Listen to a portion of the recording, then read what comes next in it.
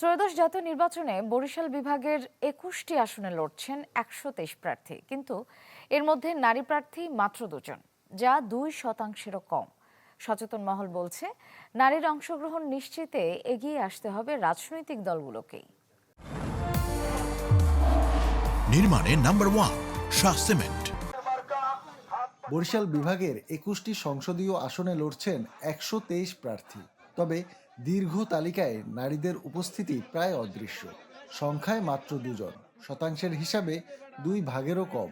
রাজনীতিতে নারীর ভূমিকা সেটাকে অস্বীকার করার যে জায়গাটা, সেটাকে চরম মাত্রায় নিয়ে যাওয়ার প্রক্রিয়ার একটা বহিঃপ্রকাশ হিসেবেই আমি নির্বাচনে এইরকম মাত্র ২%-এরও কম নারী প্রার্থী এইটা আমি দেখছি।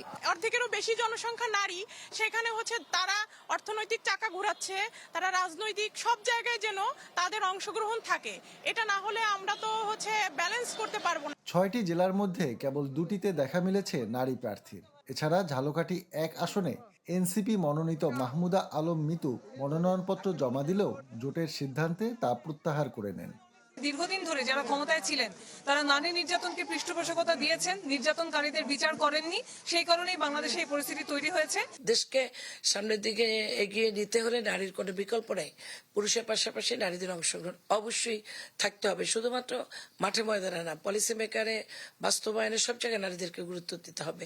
দ্বাদশ জাতীয় সংসদ নির্বাচনেও বরিশাল বিভাগে নারী প্রার্থী ছিলেন মাত্র ১ জন। সচেতন মহল বলছে, রাজনৈতিক দলগুলো মুখে নারীর ক্ষমতায়নের কথা বললেও মনোনয়নে তার প্রতিফলন নেই। সমস্ত রাজনৈতিক দলগুলো যেন এদিকে বিশেষ খেয়াল রাখে এবং তারা নারী পুরুষের অবশ্যই সমতায়ন এবং ক্ষমতার দিকে খেয়াল করে। বরিশালে এবার মোট ভোটার ৭৯,৮১,১০৪ জন।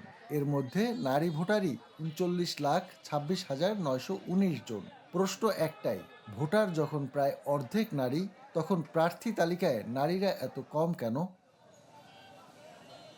কাউসার হোসেন রানা, চ্যানেল 24, বরিশাল।